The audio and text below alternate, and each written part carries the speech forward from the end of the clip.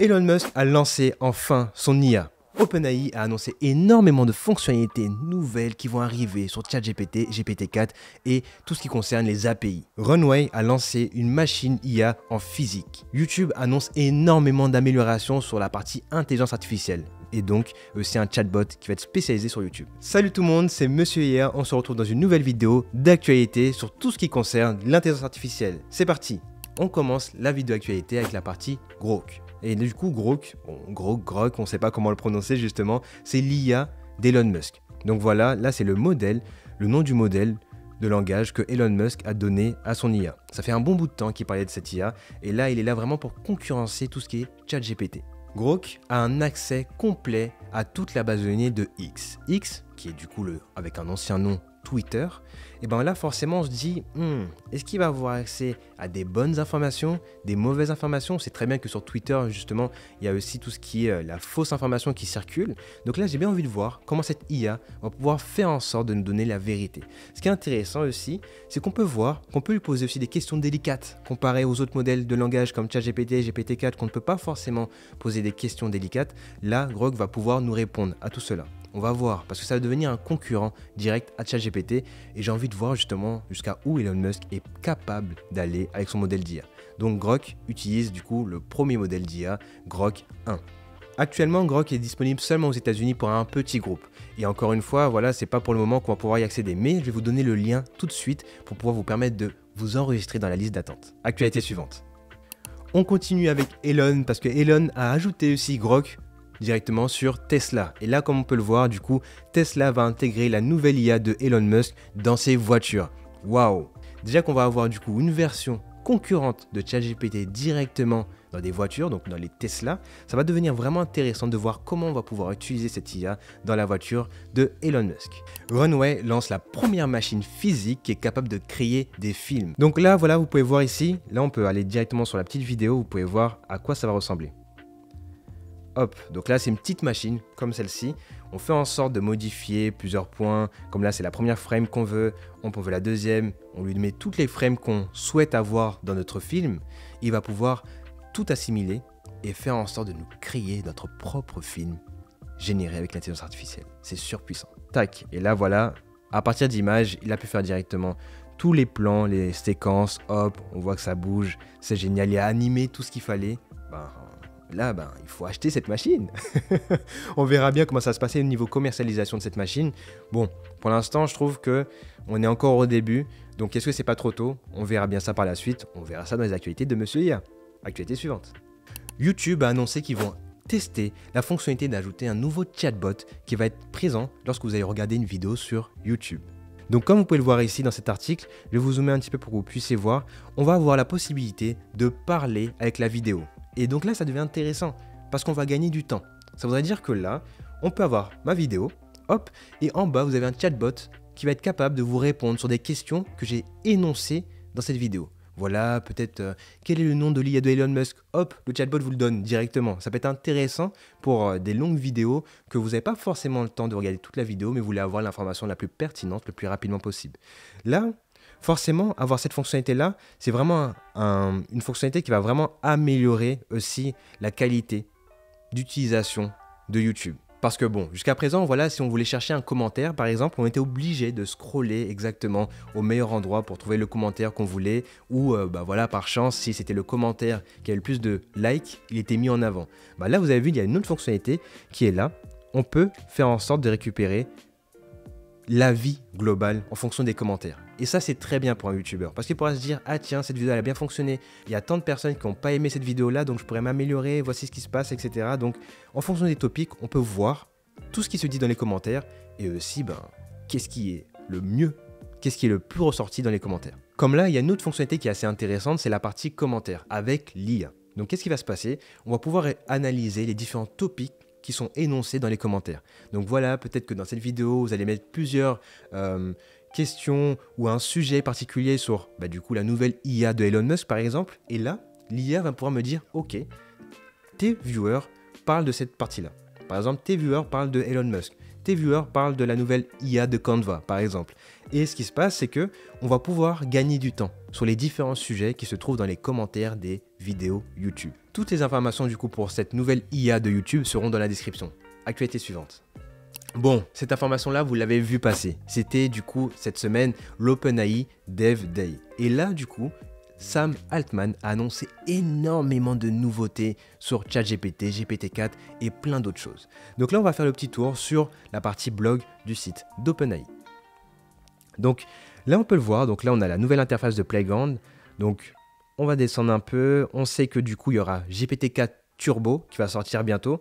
Donc là, on va rentrer du coup à 128 000 paramètres. Donc pour vous dire à peu près, c'est 300 pages qu'on va pouvoir analyser. Et ça, c'est très bien, c'est très intéressant. On peut se dire qu'il peut avoir plus de mémoire. Donc il pourra analyser plus d'informations. Ça, c'est déjà une bonne chose.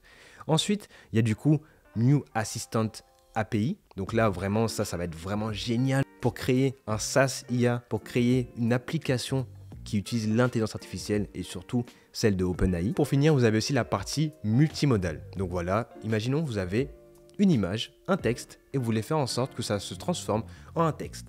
Donc je vais vous donner un cas concret, très simple. Donc voilà, j'ai un PDF sur une histoire pour raconter à un enfant, avec du coup un texte pour vous dire que je veux qu'il agisse en tant que scénariste pour conte pour enfants. Et là, il va pouvoir me faire du coup des images qui vont illustrer mes propos. Une autre partie qui est intéressante dans les dernières informations que nous a annoncé Sam Altman dans la conférence OpenAI Dev Day, c'est aussi la partie Playground. Comme je vous l'ai dit au début, nous avons maintenant une nouvelle version. Et ce qui est intéressant de se dire, c'est que on peut sauvegarder nos différents chats sur Playground. Avant, ce n'était pas possible. Maintenant, c'est possible. Donc, on peut faire en sorte de faire nos tests directement sur Playground sans avoir de soucis de se dire « Ah mince, dès que je vais quitter la page, je ne vais plus avoir mon texte, je ne pourrai pas sauvegarder mes recherches, etc. » Donc là, on pourra vraiment mieux tester toutes les possibilités au niveau du prompt engineering. Bien sûr, il y a la partie GPTs qui nous permet d'avoir du coup des chatbots vraiment personnalisés pour un cas particulier. Il y a aussi la partie Whisper V3 qui est disponible en API. Il y a plein de choses qui ont été annoncées lors du OpenAI Dev Day. Et si vous voulez, justement, je pourrais en faire une vidéo dédiée. N'hésitez pas à le dire dans les commentaires. Actualité suivante. Bon, nous sommes partis sur ChatGPT. Et pourquoi? Parce qu'il y a du coup des nouvelles fonctionnalités qui vont apparaître. On commence. Directement, on est dessus. Partie ChatGPT 4. En dessous, on a directement le multimodal. Comme je vous l'ai dit juste avant, c'est la possibilité donc de pouvoir ajouter des textes et ajouter du coup des fichiers. Donc là, on peut ajouter des PDF, des images. Et on peut mettre notre prompt à côté qui va nous permettre de pouvoir créer par exemple une image. Ce qui est aussi intéressant, c'est que là, voilà, l'interface a changé. Donc là, comme on peut le voir ici, GPT-4, GPT 3.5 et ici, on a les plugins. Donc là, nouvelle interface, c'est cool. L'intérieur du plugin store n'a pas énormément changé. Donc ça va rester la même chose. On peut se dire déjà que 131 pages, c'est déjà très bien. Bon, forcément, avec le fait que tout commence à changer, il y aura de moins en moins de plugins qui vont être validés parce qu'ils vont faire attention à une autre partie que vous allez voir juste après.